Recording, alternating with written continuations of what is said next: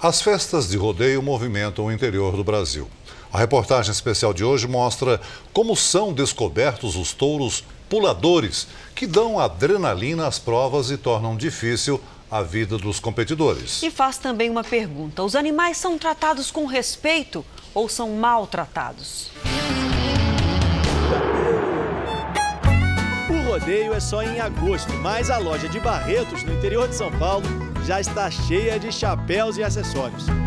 Requer uma antecipação de fabricação, começar a produzir os produtos para chegar na época da festa, tá tudo pronto, né? Da produção em massa para a cabeça do peão, mas não só na dele, a peça é quase uniforme por aqui. O estilo é para entrar na moda, num ambiente que atrai cada vez mais gente da cidade grande. Mas que lugar é esse que reúne 90 mil pessoas em uma única noite? Festa de rodeio é assim, uma multidão. É quase impossível andar no meio de tanta gente.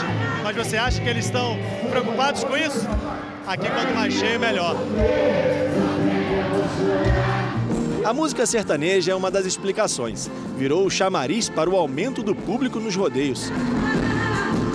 Vale ficar apertado assim para poder ver o show? Vale! Muito! Quem gosta de sertanejo vai curtir sempre. Os rodeios começaram na década de 40 e viraram tradição no interior do Brasil. Hoje são mais de 1.200 festas do peão boiadeiro por ano no país. Juntas, faturam mais de 3 bilhões de reais e movimentam a economia em pequenas cidades.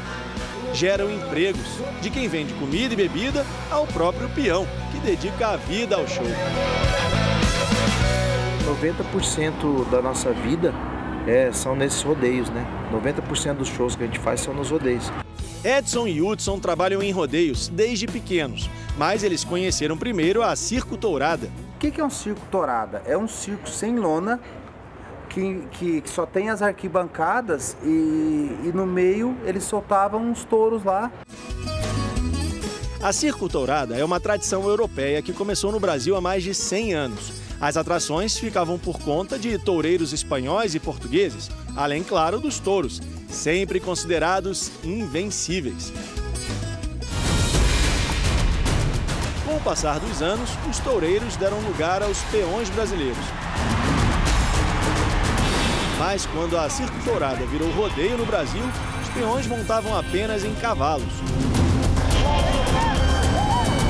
A competição de montaria em touros só veio depois, trazida dos Estados Unidos.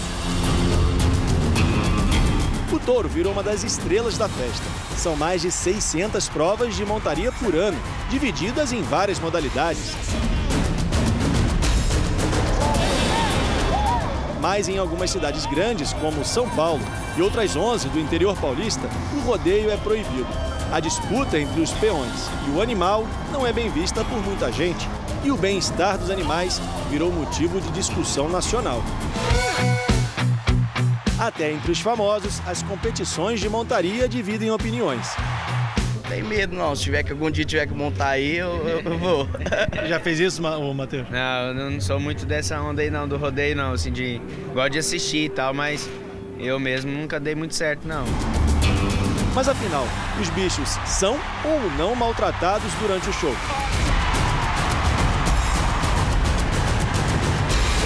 Quem trabalhou a vida inteira com touros nega que haja maltrato aos animais. Não é todo touro que pula. Tem touro que pula, tem touro que não. Não existe nenhum artifício que faça um animal pular. Isso, o que é? Ele tem já da natureza dele. Gente, esses animais valem 500 mil reais, valem 600 mil reais. Você acha que alguém vai maltratar um animal desse? Pelo amor de Deus. Tudo acontece dentro de uma arena, no estilo gladiador. Os peões são os domadores, os animais, as feras. Quanto mais tempo o peão fica em cima do animal, mais o público aplaude o espetáculo. Os animais recebem nomes que geralmente remetem a tudo aquilo que o ser humano tem medo.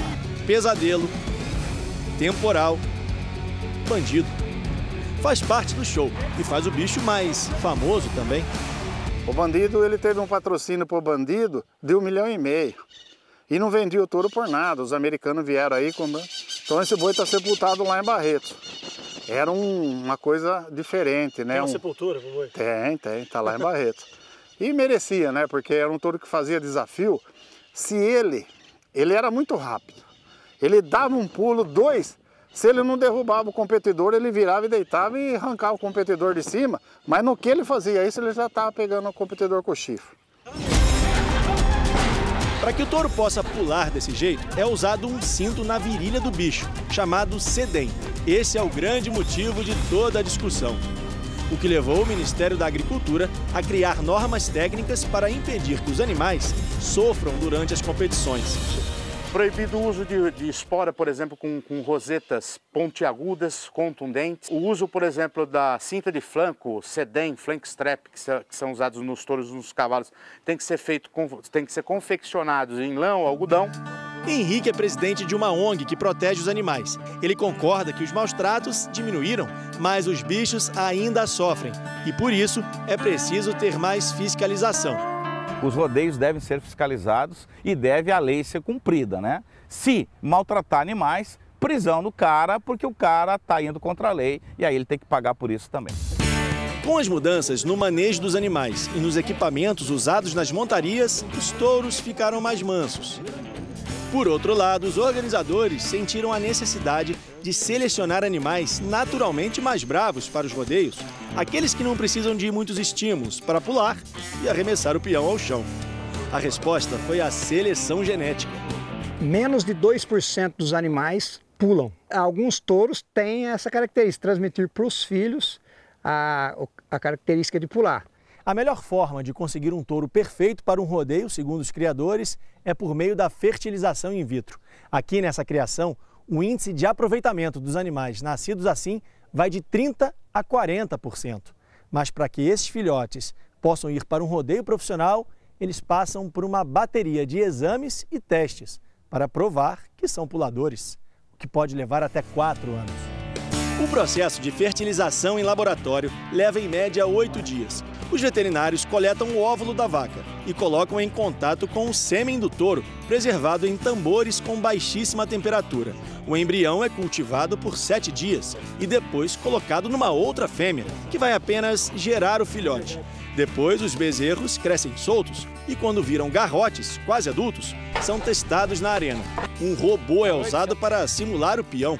Apenas os que mantiveram a característica selvagem vão tentar se livrar do robô. O touro de pulo, na verdade, a gente não treina ele. Ele nasce com a aptidão de pular. Os que não pulam são vendidos para fazendas. Por isso, depois de tanto tempo de espera, o momento de testar os garrotes é o de maior expectativa. Entre o cruzamento da mãe com o pai, até agora são 3 anos de espera. Você está 3 anos esperando? 3 anos para ver como vai ser. Vamos ver. Está ansioso? Muito.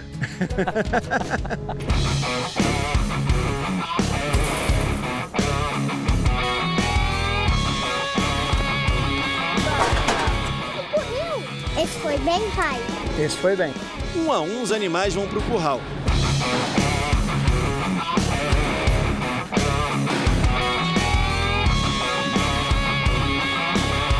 Esse não serve, André? Não, esse é fraco. Um dos netos do touro bandido segue os passos do avô.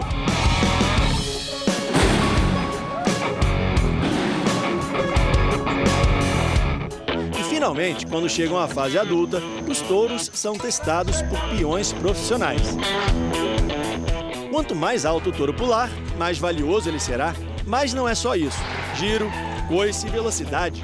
O teste pode ser ainda mais tenso que o show. Não há paramédicos ou equipes de resgate.